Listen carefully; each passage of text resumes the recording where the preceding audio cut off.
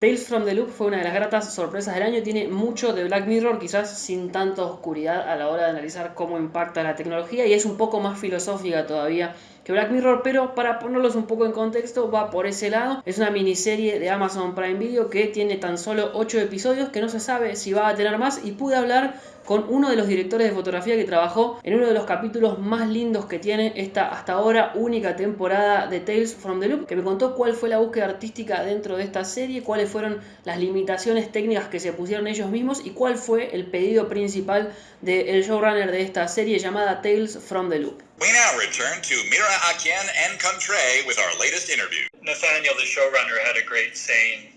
Most people say less is more. Nathaniel would say less is too much. What do you do? When someone says something's impossible, I prove it's possible. It was always about, spending the money in a way that keeps it on the screen and not. We knew that if we did certain things and spent money in certain places, that it wouldn't do what Nathaniel wanted us to do, which was support the emotion of the story. Like he didn't want us to throw money at some technical solution to an emotional problem.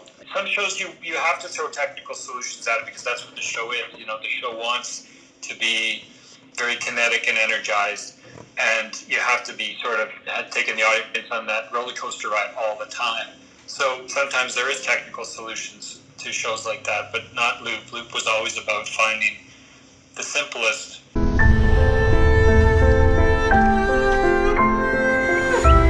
I always took the score as a jumping off point, because the beautiful score that Philip Glass and Paul Leonard Morgan did, it's exactly what you just said. It does so much with so little, and it's kind of to me was a guiding force when I'd heard where they were going with the music. Not everything in life makes sense.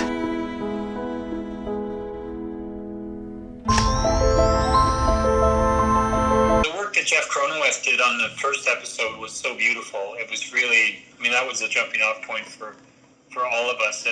And Uli Berkland, who had shot the second episode, who was one of the alternating DPs, he was a fantastic resource because he was there when they were shooting the first episode, and he'd spoken to Jeff.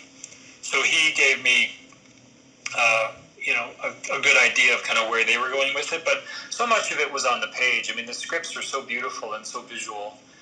And they, a good script kind of tells you what it wants to be. And Loop scripts were definitely like that. And, Nathaniel Halpern, the showrunner, is just a cinephile through and through. And his visual references were so clear and so specific that, watching those visual references and absorbing that, it really told you what he wanted in terms of how to approach the visuals, how to approach camera movement, and just kind of the pace of the show, and the overall kind of narrative and emotional structure was so clear.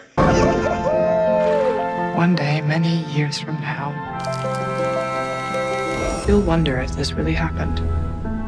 The time period is somewhat irrelevant in terms of the story, and that Nathaniel wanted to make sure we weren't sort of leaning into the kind of stereotypical cliche aspects of the time period. He wanted to feel fairly timeless.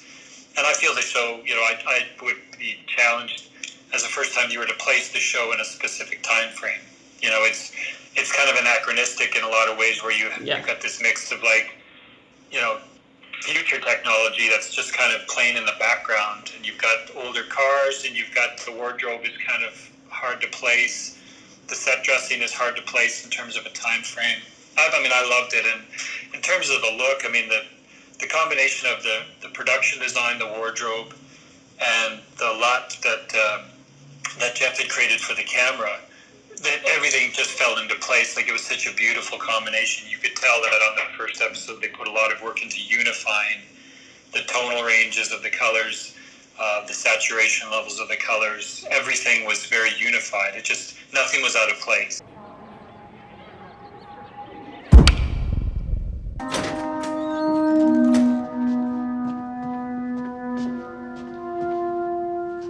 Stopping time was the core focus of almost every conversation. How the whole series treats time in a really interesting way.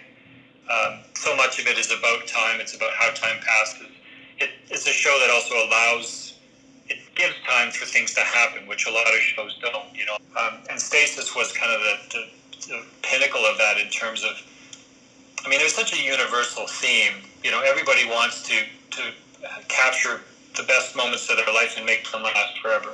But it can't. That's not how life works, you know. So the universal theme was so beautiful, and to be able to visualize that theme by having these people that are falling in love freeze the world and essentially, you know, be able to fall in love kind of on their own time without any external influences was such a beautiful thing to visualize. And, you know, it was the topic of a lot of conversations about how we do it to make sure that we do it in a way that feels real and we didn't want it to feel like a gimmick, you know, like it could have easily underlined the emotional aspects of why we're doing it if it had become too gimmicky. So we wanted to make sure we weren't doing anything that was, you know, we've all seen Frozen Time done before, and sometimes it's done really flashy with, you know, big wraparound camera movements of something frozen. And, you know, in terms of how we dealt with frozen elements, we wanted to make sure we weren't getting, you know, it's not the kind of show where you're going to do a big 360 and move through frozen water droplets. You know, that's just not Loop.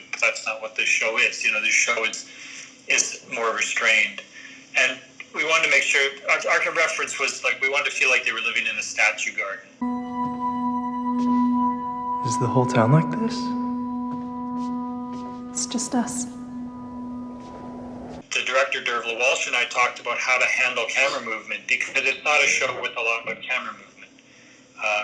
And we said, well, the camera shouldn't move in the kind of Loop world when they're in real world, but it should move a lot more when they're in the frozen world. Yeah. Which was, you know, was a nice counterpoint to having a frozen world but a lot of camera movement. It was so much about restraint and so much about not showing off too much. You know, it's funny, the shot in Stasis of May climbing up on the car after her and Ethan make love in the street Everyone is connected to the loop. is arguably one of the showiest shots in the whole season. Yeah. And I struggled with it. You know, it was, we had a techno crane out, so, you know, we had a telescoping crane and we could do the kind of big swooping move where she climbs up on the car and we swoop up with her, and then we look down on the street as she says, you know, we're going to remember this forever. And the decision wasn't to show off. The decision was it was kind of a triumphant moment for her. Like she'd sort of come out of her shell and she was realizing what they'd just done and kind of taking it all in. And by climbing on a car, which is something she would never do in her normal life, it felt, I mean, Nathaniel would cringe at me saying this, but it's kind of like the closest you have to like a superhero moment in the show. Yeah. You know, he would never want me to say superhero, but it was a shot we struggled with because it was like, is this too much? And Nathaniel and I talked about it on set, and he said, no, it's her experience. It's like, because even the way Nicole, the actress, was performing, she had a bit of a swagger to her, you know? She had like a little swagger in her step, and she was, you know, feeling empowered, and it felt like an empowering shot. So, you know, that was a good example where we were like, you know, we want to support the emotion of this, we don't want to show off, and it was kind of just the right balance.